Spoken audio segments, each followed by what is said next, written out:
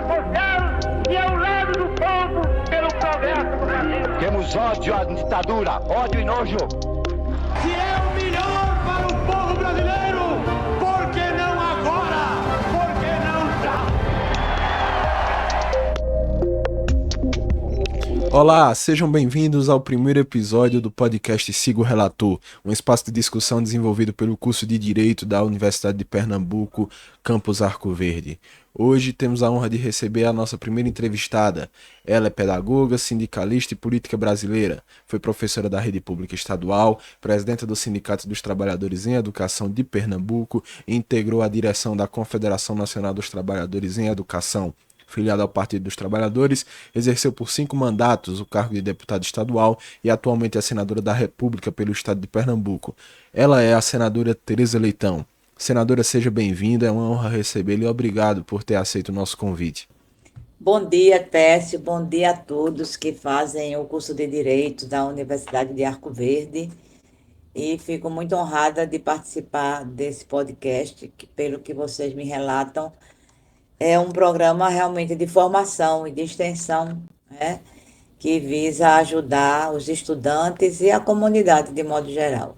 Senadora, estamos chegando ao 4º ano da atual legislatura e ao final, digamos assim, da primeira parte do mandato da senhora como senadora. Qual retrospectiva a senhora faz da sua atuação e como estão sendo esses primeiros 4 anos no Senado Federal? Bom, foi um desafio muito grande, desde ser escolhida candidata até ganhar a eleição com 46% dos votos, mais de 2 milhões de votos, a primeira mulher eleita senadora. Tudo isso ganhou muita força na subjetividade com a qual eu cheguei ao Senado, né? Muitos desafios, e escolhi dar continuidade à pauta principal, que não é mais nenhuma pauta, é a causa da minha vida, a questão da educação, e outras coisas relacionadas à tarefa de um senador. Muitas vezes a pessoa diz assim, essa senadora não está fazendo nada, eu não vejo ela em Pernambuco. Claro, a gente está lá, a gente trabalha lá, e lá a gente trabalha por Pernambuco. A gente tem os finais de semana para viajar, para visitar os municípios. Então, as grandes questões de Pernambuco, todas contaram com a nossa participação. Sejam os empréstimos que foram aprovados, sejam as coisas de interesse da sociedade, da população. E é bom também que a população saiba que um senador da República, ele é um cargo majoritário.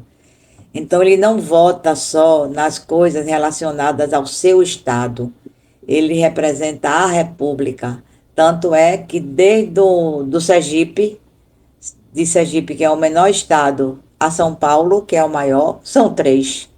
Cada estado tem 3 representantes no Senado. Então, as pautas são pautas amplas que nós votamos, como a isenção do imposto de renda para quem ganha até R$5 mil, por exemplo. Então, eu considero que a minha chegada no Senado foi cheia desses desafios e que nós procuramos aprender com os mais antigos, né, e trazer também a nossa forma de ser. Eu hoje presido a Comissão de Educação e Cultura, uma das mais importantes do Senado. Já fui referenciada com vários prêmios pelo meu desempenho. E digo que essa pausa que você fala dos 4 anos, ela é importante. Ela é importante para a gente fazer um balanço, né, do que foi feito até agora. E nós vamos fazer isso em uma grande plenária com a base do mandato e projetar a nossa atuação. Esse ano é um ano eleitoral, tem que ser uma atuação muito bem casada com as posições eleitorais e as necessidades institucionais do Senado, para seguirmos firmes e sempre defendendo Pernambuco, defendendo a educação, defendendo a saúde, defendendo uma política de combate às desigualdades, defendendo as mulheres. Essa tem sido a minha principal atuação. Senadora, a senhora citou a sua atuação como presidenta da Comissão de Educação do Senado. Em dezembro, a comissão recebeu a versão da Câmara dos Deputados sobre o projeto de lei que estabelece o novo Plano Nacional de Educação. Como é que anda a tramitação do projeto e qual a avaliação a senhora faz da atual formatação do texto? Esse projeto foi encaminhado pela Presidência da República. É um projeto do Executivo. Foi encaminhado para a Câmara de Deputados. Nós esperávamos receber ele para apreciação do Senado em meados de novembro, mas não foi possível. Então, o que fez o Senado? Paralelamente à tramitação na Câmara, nós realizamos 15 audiências públicas com especialistas de cada área do plano, para poder formar também o nosso juízo de valor e especificamente ter uma leitura crítica do conteúdo que viria para nós. Na Câmara foi criada uma comissão especial com representação partidária, a quem coube analisar, formular, relatar e votar o projeto. Ele não precisou sequer ir para o Senado e para o plenário, porque houve um requerimento pedindo a suspensão e mostrando que não era mais necessário ele ir para o plenário, tendo em vista todo o debate que foi feito na comissão. E esse recurso ao regimento foi aprovado na Câmara de Deputados. Então, nós já estamos com o projeto.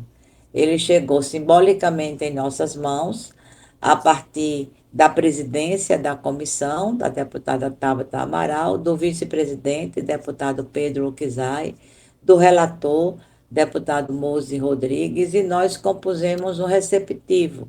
Eu, como presidente da comissão, e a senadora Dorinha como membro, o senador Alessandro como membro. Simbolicamente, nós recebemos o relatório. Do ponto de vista regimental, o relatório foi encaminhado para a mesa diretora. Porém, Técio, ele chegou faltando 2 dias para terminar o ano legislativo. Então, a mesa diretora sequer teve tempo de despachar. Então, nós estamos aguardando esse despacho que deve se dar agora, na próxima segunda-feira. Se ele vai para a Comissão de Educação, e eu estou solicitando, não é, a relatoria, ou ele vai direto para o plenário. De uma forma ou de outra, ele é a nossa prioridade. Ele é a prioridade da Comissão de Educação e do Senado para ser aprovado no início deste ano. Então, fevereiro é um mês curto, tem carnaval, então nós vamos ter que agilizar, porque decorrente dele haverá a discussão, que está havendo, mas haverá a formulação dos planos estaduais e dos planos municipais de educação. É um instrumento importantíssimo, foram conquistados muitos avanços, houve muito consenso, não é um plano perfeito, mas é o melhor que a gente poderia ter na atual conjuntura e na atual correlação de forças. Então, o Senado vai tentar aprovar sem mexer. Temos um rol de emendas solicitados por algumas entidades. Estamos analisando cada uma dessas emendas, para ver se a gente faz apenas emenda de redação, se for o caso, se houver necessidade. Não sei se vai haver. Para poder ele não voltar para a Câmara. A nossa intenção é que ele não volte. Se a gente mexer muito, ele volta para a Câmara. E também porque tem um dado novo, que eu considero o dado muito avançado do plano, Técio. Ele terá mecanismos de avaliação bienais. A cada 2 anos, a gente vai parar para avaliar se as metas, se as estratégias estão sendo cumpridas e bem desenvolvidas. Então, isso nos dá chance para daqui a 2 anos reformular alguma coisa que não esteja indo bem. Isso corrige um vício dos planos passados, que não tinha esse monitoramento a miúde. Agora nós vamos ter. Esse é um dos avanços que eu considero importantíssimos. Então, estamos nos preparando, não é, para essa votação, que vem também conjugada com alguns outros projetos de lei da educação. Por exemplo, o Sistema Nacional de Educação, que nós aprovamos início de dezembro. É importantíssimo o sistema porque dá uma nova forma de relacionamento entre União, Estados e municípios. Define as responsabilidades e as competências e vai ajudar na implementação do plano. Vamos votar também a medida provisória do piso salarial. Então, é um conjunto de coisas que vem valorizar os profissionais da educação e dar prioridade à educação no Brasil.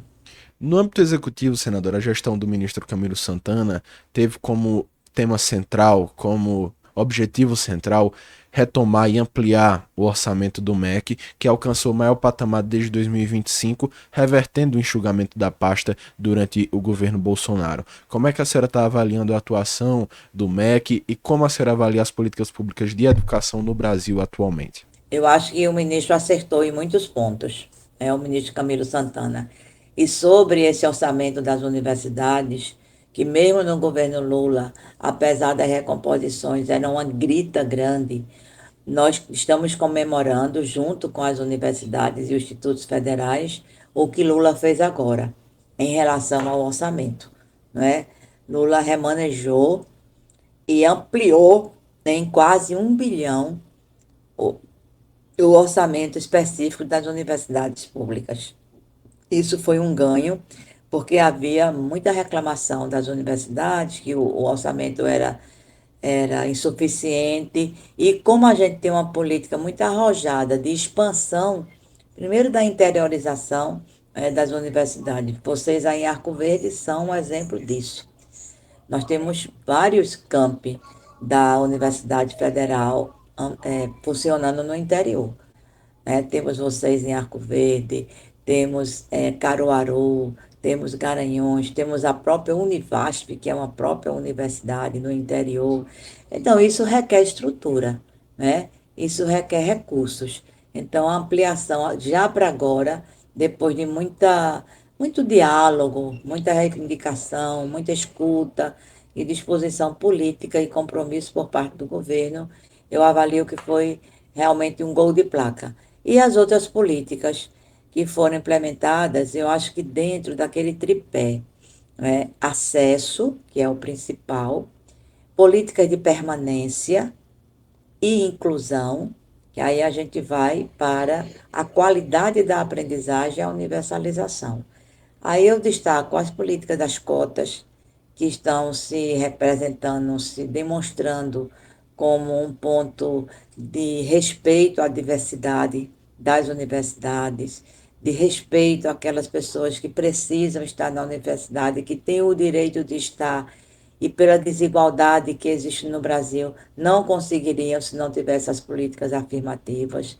Destaco a política do pé de meia, que é uma política importantíssima para a manutenção do estudante no ensino médio e prepará-lo melhor para o ensino superior. E agora a política de preparação para o ensino, para os vestibulares, a partir da institucionalização dos cursinhos populares. O edital saiu ontem e isso revela uma preocupação de dar condições de acesso a quem precisa dessas condições. Os cursinhos populares eram uma iniciativa de ONGs, de lideranças, e já funcionam em vários locais. Aqui em Pernambuco, o mais avançado é um que existe em Sertânia, de um grupo de professores. Inclusive, no evento que houve no MEC, foi servindo de exemplo. Serviu de exemplo o cursinho popular aqui de Sertânia, que ele é voltado para a classe popular.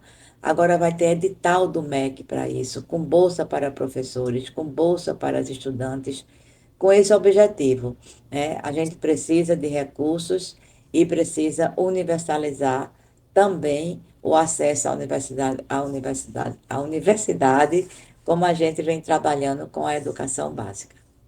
Falando agora sobre a atuação do governo federal em linhas gerais, há cerca de um ano o governo chegou ao seu ponto mais crítico no que concerne a avaliação da população. Naquele momento, as principais críticas se residiam no fato do governo não ter uma marca. De lá para cá, o governo conseguiu retomar a popularidade. A senhora considera que o governo conseguiu também imprimir uma marca à gestão? Acho que sim. Conseguiu imprimir uma marca que é a marca de combate às desigualdades. E antes isso se revelava muito nas políticas de assistência social. O foco principal dessas políticas é o Bolsa Família. O Bolsa Família que acode, vamos dizer assim, famílias de baixa renda e dá condições de sobrevivência. Aí o governo foi acoplando ao Bolsa Família, não é, outros programas sociais para aqueles que estão no CAD único. E aí a gente pode destacar o Vale Gás, né? Que é a última política, o programa Gás do Povo, que foi instituído agora, o pé de meia, que eu já falei, e o governo agregou valor importante, estruturante a essa política de combate à desigualdade, tanto pela ação do SUS, do Ministério da Saúde, com um acesso mais amplo, com mais especialidades, com as carretas, quanto da educação, que já falamos de algumas ações e destaque para o pé de meia. A cesta básica ficou mais barata em todo esse período, mas eu quero destacar, além da valorização do salário mínimo, que retoma com o governo Lula, e isso também provoca uma queda do desemprego. Eu quero destacar, Técio, no combate às desigualdades, a política mais arrojada, mais avançada, estruturante desse governo, que foi mexer na questão tributária do Brasil.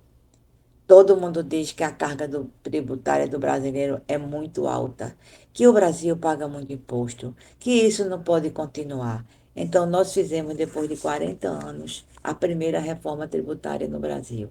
Não apenas com o arcabouço fiscal, mas depois demos um passo adiante na reforma tributária e vamos dar outro este ano. E mexemos em uma coisa que estava imexível, a tabela do imposto de renda. Isso é justiça tributária. A gente faz a justiça social com os programas e as políticas de inclusão, mas a gente está fazendo também a justiça tributária, que é uma outra forma de redistribuição de renda. Eu tiro por um professor. Um professor com o piso de 4.700 e pouco pagava cerca de R$ 260 de imposto de renda.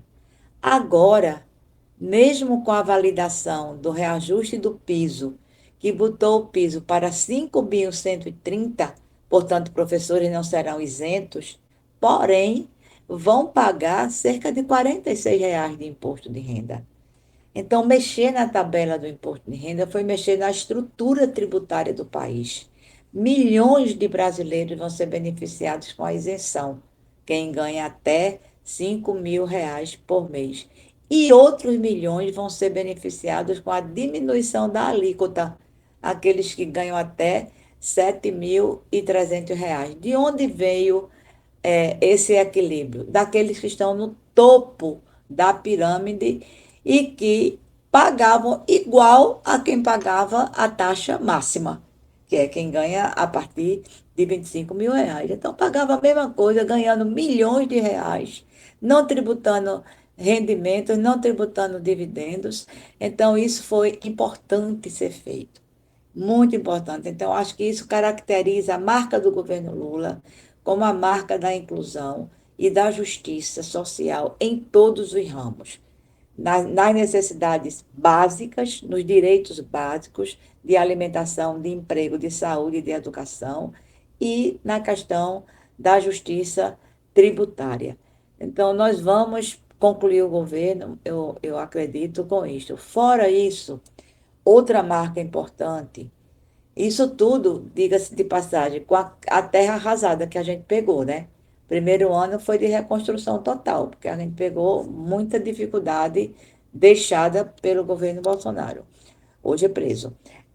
Agora, tem um fato que tem colocado o Brasil também em outro patamar. Nem os governos anteriores de Lula tinham conseguido isso, nem o governo de Dilma tinha conseguido isso, até porque a nova geopolítica mundial ajudou, né? Lula se constituiu como uma liderança mundial. Se ele já era uma liderança na América Latina, e isso é comprovado ao longo do tempo, hoje Lula dialoga com a maior potência do mundo, que são os Estados Unidos. Infelizmente, não aproveita bem esse seu potencial, fica fomentando guerras, fica fazendo perseguições, fica invadindo territórios, mas a gente tem que reconhecer que é. E Lula hoje enfrentou essa potência no tarifaço, enfrentou com soberania, enfrentou com altivez e hoje continua enfrentando na busca da paz mundial. Então, hoje, nenhuma potência do mundo, nenhum país do mundo desconsidera a presença do presidente Lula nos momentos de grandes definições. Então, acho que a ONU, a OEA e agora o próprio presidente dos Estados Unidos considera a liderança de Lula, a lucidez, a importância do Brasil como país, como nação, e isso para o Brasil é muito importante. Você tem um presidente que é liderança mundial. Aproveitando esse ponto que a senhora citou das relações internacionais, a extrema-direita imaginava que as sanções impostas pelo presidente Trump iriam enfraquecer o Brasil e o presidente Lula e prejudicar significativamente a economia brasileira. Ontem nós tivemos a notícia que o presidente Lula conversou novamente com o presidente Trump e provavelmente visitará Washington em março. A senhora considera que o Brasil saiu mais forte dessa questão, dessa contenda com os Estados Unidos?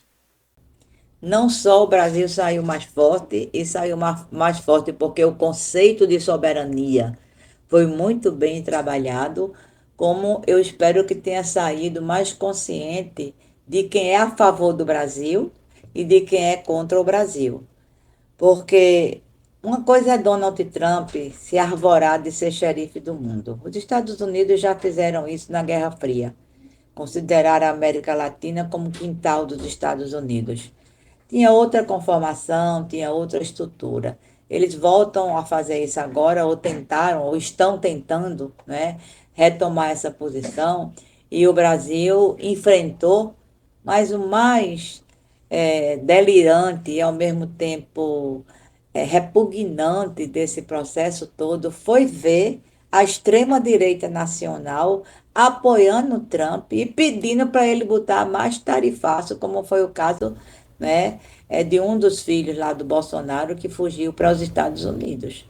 Então, estava todo mundo apostando que isso ia enfraquecer a economia e dar discurso para a oposição para dizer que o Brasil era um país falido, que o governo do presidente Lula não sabia controlar. Como eles ainda dizem, é um governo que só gasta.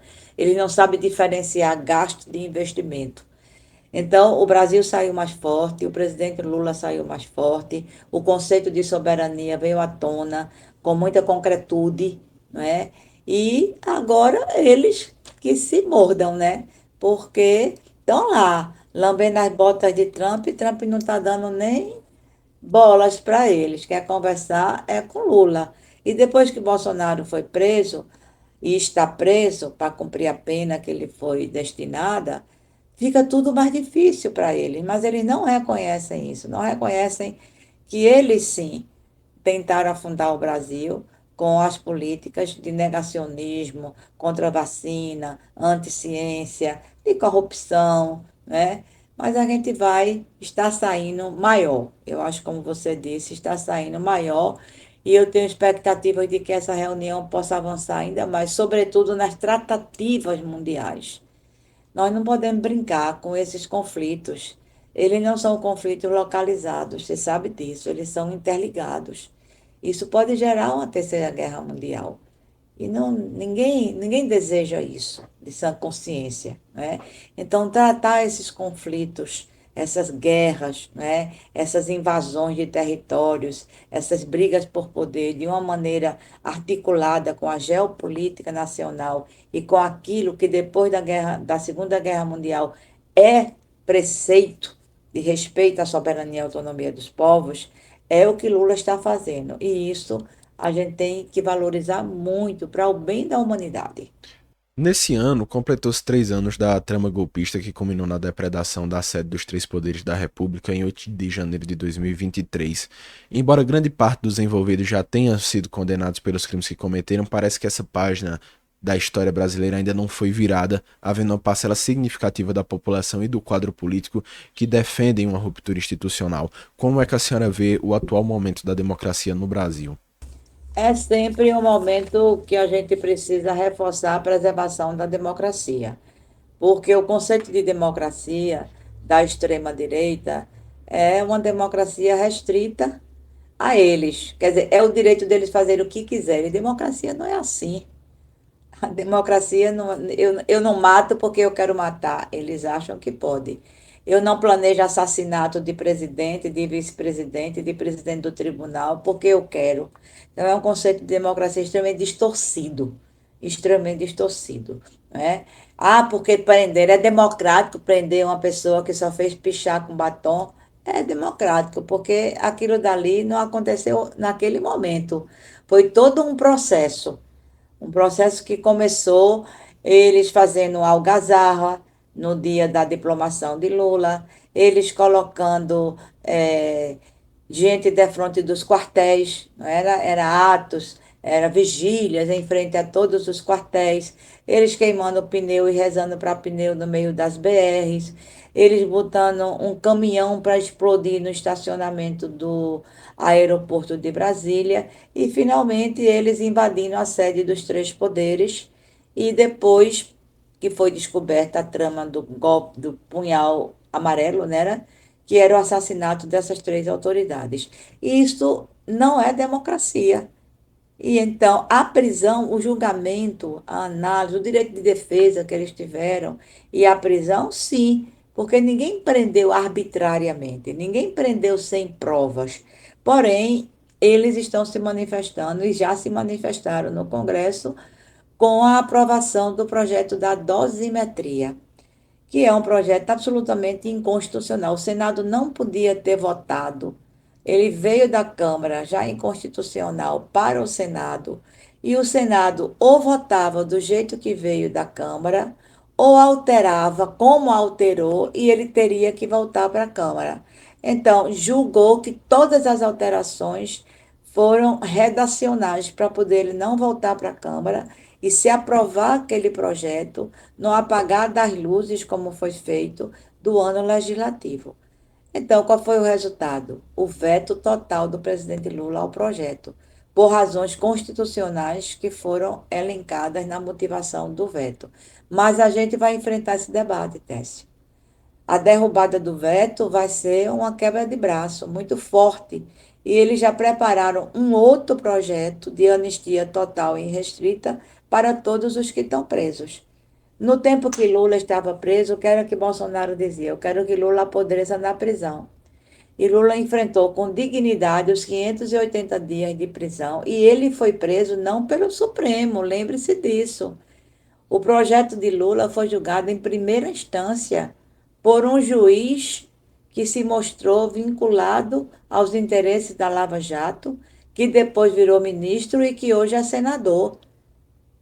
Então, veja como foi diferente o processo de julgamento e prisão de Lula.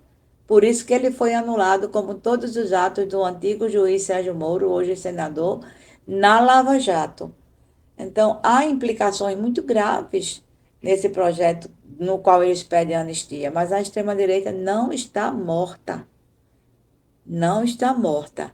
Ela vai disputar as eleições, ela está dividida, ela está sem o seu comando central, e isso é bom porque o país está vendo quais são realmente os interesses desse grupo, mas nós vamos enfrentá-los logo no começo do Senado com essa questão da dosimetria.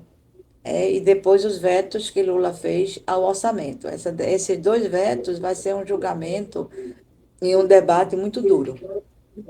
A senhora citou a aprovação do PL da dosimetria e em 2025 o Congresso aprovou uma série de projetos muito polêmicos e que foram criticados pela sociedade. Toda essa repercussão fez com que as esquerdas, depois de muito tempo, voltassem às ruas sob a pauta de Congresso Inimigo do Povo. Como a senhora avalia essa movimentação das esquerdas e a senhora acredita que esse lema de Congresso Inimigo do Povo reflete verdadeiramente a atuação do Congresso Nacional? Eu acho que o que moveu as esquerdas foi a PEC da blindagem.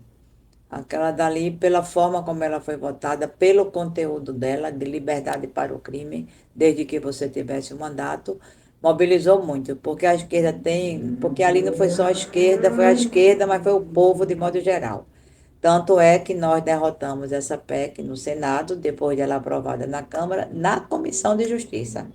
Como foi unanimidade na Comissão de Justiça, ela não precisou nem ir para o plenário. Quanto a esse mote, Congresso Inimigo do Povo, eu acho muito perigoso, porque ele pode, nas eleições, retirar o voto em senadores e em deputados, ao invés de fazer uma escolha mais lúcida, mais consciente e mais crítica. Porque tem inimigo do povo no Congresso? Tem, mas nem todos. Então, isso pode tirar do povo a possibilidade de boas escolhas. Se é todo mundo farinha do mesmo saco, se o Congresso é inimigo do povo, não. As votações estão revelando que a maioria dos votos está indo para pautas indesejáveis do povo. Mas você caracterizar uma instituição que é espelho da democracia como inimiga do povo é você endossar as teses de uma ditadura, por exemplo. Quando se implanta uma ditadura, qual é a primeira instituição que se fecha? As casas legislativas, não é? As casas legislativas. Então, acho que podia ser Congresso que precisa mudar. Mude o Congresso, tire os inimigos do povo do Congresso, votem quem tem compromisso com o povo, escolha bem seu senador, sua senadora, escolha bem seu deputado e sua deputada, porque se você botar todo mundo por igual, quem ganha são aqueles que estão tendo a maioria de votos. No Senado, nós temos maioria. O campo de apoio ao presidente Lula tem uma leve maioria, mas às vezes isso falha, como falhou na dosimetria, não é? Na Câmara de Deputados, a direita tem ampla maioria. O campo progressista não chega a 200 deputados dos 513. Então é bom a gente tirar quem defende a bancada da bala, que diz que bandido bom é bandido morto, não é? A bancada que diz que tudo tem que ser pela religião e não pelo republicanismo. A bancada que acha que o desmatamento vai salvar o Brasil, que é contra o ambientalismo, que diz que não existe crise climática. A bancada que é privatista da educação, que quer que os recursos públicos da educação vão para as entidades privadas. A bancada negacionista na saúde. Isso tudo tem representação, mas também tem representação os ruralistas do agronegócio, que querem que o agrotóxico cresça. Tudo isso tem representação no Congresso. Mas também tem representação os trabalhadores, tem representação o pequeno empresário, o microempresário, tem representação os professores, tem representação os trabalhadores rurais. Então, é a gente escolher aqueles que nos representam, na nossa condição de povo, né? E não dizer que é o Congresso que é inimigo do povo. Não, são determinados congressistas que atuam como inimigos do povo. Senadora, falando agora sobre conjuntura eleitoral, é inevitável que a gente fale sobre isso em um ano de eleição. No último ano, o Partido dos Trabalhadores passou por um amplo processo de eleição, tendo sido eleito o ex-prefeito de Araraquara, Edinho Silva, para o cargo de presidente nacional do PT, e ele convocou para esse próximo mês de abril o 8º Congresso Nacional do Partido. Dentre os principais temas estará a reformulação do programa partidário do PT. Na sua opinião, quais devem ser os principais pontos dessa reformulação programática e qual é a perspectiva de atuação do PT para os próximos 12 ou 20 anos? O partido está com vários GTs, né? Vários grupos de trabalho aprovados no Diretório Nacional, do qual eu sou membro, para tocar os pontos do Congresso. Um deles é a atualização do programa do PT, do programa partidário. O outro é a atualização das políticas de governo. O outro trata da nossa estruturação, né, como um partido. Enfim, o que é que a gente quer? A gente quer que essa experiência de 46 anos de um partido, nós vamos completar agora em fevereiro, que nasceu de maneira diferente dos demais. O PT nasceu de uma base já diversa, da base sindical, da base das comissões eclesiais de base dentro da teologia da libertação e da posição de alguns acadêmicos. Esses foram os fundadores do PT. E hoje se enraiza, e com essa experiência, desde o nascedouro até agora, onde o PT assume gestões, onde bem novinho de idade assumiu a presidência da República, disputou em 89, recém-criado, na década em que foi criado, o PT disputou com chances de se eleger, não fosse as manipulações daquele debate, né? e outras coisas mais, o medo de Lula, o medo de um presidente do povo, não é? Assumir, o PT teria assumido ali. Eu achei que foi até bom não ter assumido ali, porque amadureceu mais, né? Para assumir em 2002 com condições, mas sempre esteve em todas as eleições e sempre levou as eleições para o segundo turno. Então, é um partido que conseguiu juntar, ao longo do seu tempo, essa base militante com a institucionalidade.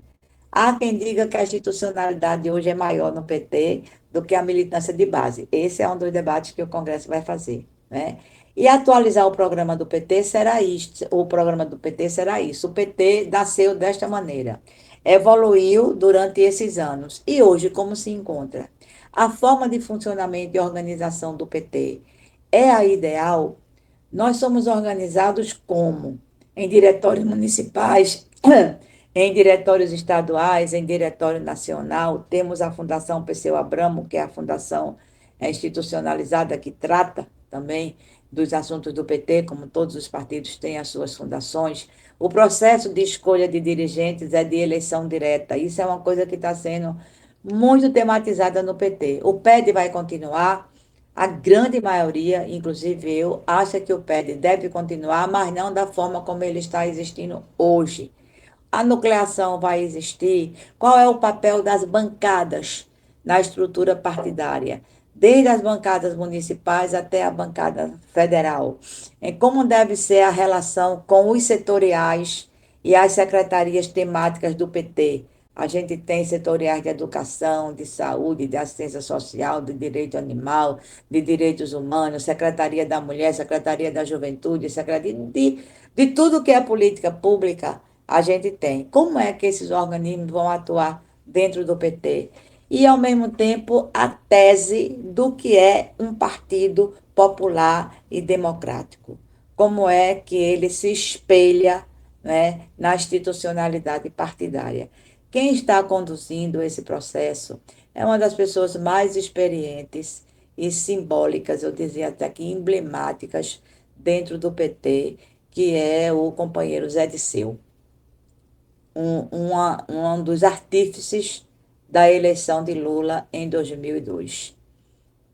Ele era tão artífice, ele era tão importante na engrenagem governamental que foi tragado, né? Tragado com aquela tese que se mostrou absolutamente fabricada e que todos foram inocentados. Foi preso, inclusive, por conta daquela tese. Então, a experiência de Zé Disseu, a leitura de mundo que ele tem e a experiência como deputado, como ministro, né? Eu acho que vão ajudar. E como fundador do PT e como presidente do PT, que ele também foi, vão ajudar muito. Ele não vai definir nada sozinho. Tem um grupo ao redor dele trabalhando essa tese. Então, que partido nós queremos? Essa é a primeira pergunta para enfrentar os desafios da contemporaneidade. A contemporaneidade é o hoje. E o hoje está diferente do ontem, onde o PT foi criado. E a gente precisa, com o legado do ontem, com os desafios do hoje, projetar o partido para o futuro. Senadora, falando agora especificamente sobre Pernambuco, o presidente Lula e o PT têm uma força expressiva no Nordeste. No Piauí e na Bahia, as gestões petistas à frente do governo estadual já somam 20 anos no poder. No Ceará, o partido governa há 12 anos e no Rio Grande do Norte há 8. No entanto, em Pernambuco, estado natal do presidente Lula, o PT nunca conseguiu conquistar esse cargo e parece que na atual conjuntura está bem distante de alcançar essa posição. A que a senhora atribui esse quadro e a senhora acredita que a aliança por muitos anos com o PSB impediu uma maior desenvoltura eleitoral do partido no estado? Eu acho que há mais de um fator. Primeiro, a eleição que a gente perdeu e não podia perder. A eleição de 2006. Humberto crescia nitidamente. Ali não era para ter sido aceito dos palanques, mas Lula aceitou. Ali era para Humberto ter sido o candidato da esquerda, do governo do presidente Lula. E Humberto perdeu por uma fatalidade. E é evidente que um segundo turno entre Eduardo e Mendonça Filho, a gente tinha que apoiar Eduardo. Eduardo nunca foi uma liderança qualquer, nem do ponto de vista pessoal, de performance, e do ponto de vista também de projeto, né? E a gente achou pouco. A gente perdeu aquela eleição circunstancialmente e perdemos para nós mesmos em 2012, quando governamos a capital. Governar a capital uma capital como Recife, é muito importante. É um salto que a gente pode dar para o governo do estado e para outras pretensões, mas a gente brigou internamente para tirar João da Costa da cadeira. Era um prefeito candidato à reeleição. E aí todo mundo político se aproveitou disso e o PSB, que não tinha pretensões, achou de ter, porque já tinha um governo do estado, e pegou a prefeitura até hoje. Então, o PT tem erros que o levaram a essa condição, além de outros erros internos, de não ter muita unidade na projeção de lideranças. Mesmo assim, o PT conseguiu um feito que nenhum estado tem. O PT tem 2 senadores da República, mas não trabalha isso com a visibilidade que deveria trabalhar. Nenhum estado que tem senador do PT tem 2 senadores do PT, a não ser Pernambuco. O segundo aspecto que eu acho são as concessões, de fato, não é? Porque, assim como São Paulo é importante demais para o PT, os estados que a gente governa, e você citou todos eles, são importantes para o PT, depois de Eduardo Campos, muito mais do que depois de Arraes, não esqueçamos que o PSB começou a governar Pernambuco com Arraes, não é? Mas muito mais depois de Eduardo Campos do que com Arraes, Pernambuco passou a ser o estado mais importante para o PSB. É aqui que eles não querem abrir mão, pelo significado que tem para eles. E aliam a isso o controle do partido nacionalmente. Arraes foi presidente nacional do PSB, Eduardo foi presidente nacional do PSB e João Campos é presidente nacional do PSB. Então, as discussões são feitas com a presidência nacional do PT. A gente entra assim, eu concordo com você, meio como coadjuvante. Até quando isso vai acontecer? Quando é que a gente vai superar isso e mostrar a força que nós temos? Com mais unidade. Com mais unidade. O PT não é só isso. O PT tem poucas prefeituras também, Técio. O PT governa poucas prefeituras e tem muita leniência em relação a se afirmar como partido. Os prefeitos apoiam deputados que não são do PT, se dividem quando deviam fechar a questão. Então, a direção do PT aqui em Pernambuco tem que pensar também muito isso, de ter uma projeção. Nós temos boas lideranças no PT. Por outro lado, o PSB também precisa de nós. Se o PSB precisa de nós, a gente teria que colocar nossas fichas na mesa, dizendo onde é que a gente quer crescer, mas não. Vou dar o exemplo mais recente da bobagem que eu acho que o PT fez. O PT reivindicou ser o vice-prefeito de João Campos, depois que houve a reaproximação.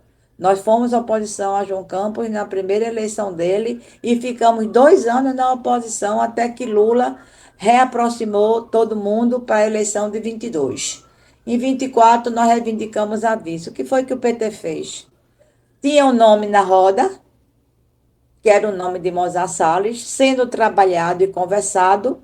O PT, em vez de internamente definir se o nome era esse mesmo, não, foi para a rua e disse, não tem só Mozart não, tem eu também. Aí apresentou outro nome. Então, o que é que o interlocutor olha e diz? Não, quem tem 2 não tem nenhum. Então, falta também essa estratégia de espírito de corpo. Eu acho que falta, se a gente quer projeção e se tem um aliado que é tão forte que a gente não pode superá-lo em projeção, a gente precisa se reorganizar. Não é para brigar nem alijar esse aliado, porque interessa a Lula e ao PT Nacional essa aliança com o PSB. Tanto é que Alckmin é vice de Lula. O PSB também nunca conseguiu prosperar nacionalmente. Isso também não é dito, não é? Apresentou candidaturas, por quê? Pela força de Lula. Então, é preciso conjugar essas forças no próprio tabuleiro e dizer o que é que a gente quer. Como a gente já governou a prefeitura e governou bem, as 3 gestões do PT foram muito boas, como é que a gente perde essa possibilidade de continuar? Isso certamente não existe no Ceará, isso certamente não existe na Bahia, isso certamente não existe no Rio Grande do Norte, isso certamente não existe no Piauí. porque precisa ter esse espírito interno de corpo. Tem briga nesses estados, tem disputa entre petistas nesses estados, certamente tem, mas na hora H pesa, não é, o espírito partidário. Então a gente precisa exercitar mais isso, porque a gente tem bons quadros, a gente pode ampliar a nossa bancada federal, a gente pode ampliar a nossa bancada estadual, a gente pode ampliar, pode garantir a reeleição de Humberto Costa e o PT continuar com 2 senadores do PT. Enfim, é esse tipo de movimentação que eu acho que nesse momento de reflexão a gente precisa fazer. Senadora, nosso tempo já extrapolou um pouco, mas vou fazer a última pergunta rapidamente. A senhora comentou que em 2006 foi um erro o PT ter tido 2 palanques em Pernambuco. Muito se especula dessa possibilidade agora nas eleições de 2026. A senhora considera que repetir essa conjuntura eleitoral do PT apoiar 2 candidatos para governador de Pernambuco será também um erro? Se lá foi, agora pior, sabe por quê? Porque lá um dos palanques era do PT. Todo mundo do PT ficou no palanque do PT. Todo mundo do PSB e aliados do PSB ficaram com o palanque do PSB, que no segundo turno havia já esse acordo. No segundo, quem fosse para o segundo turno, ou Eduardo ou Humberto, um teria o apoio de outro. Eram 2 palanques de 2 partidos que eram de Lula e 2 ex-ministros. Foi diferente. Foi um contexto, não é? Que terminou dando certo porque a oposição ganhou do governo, né? Ganhou de Jarbas e deu a Lula uma votação expressiva. Agora é diferente. Não haverá palanque do PT. O PT vai se aliar. Então, como é que você vai botar PT em um palanque e no outro? Não há ministros do PT disputando, como havia lá, 2 ministros de Lula disputando. Não há declaração isonômica dos partidos que vão apoiar Lula. Naquela ali havia. Naquela ali, o palanque de Eduardo estava efetivamente com Lula. Agora não há, é uma conjuntura totalmente diferente. Então vamos começar esse debate.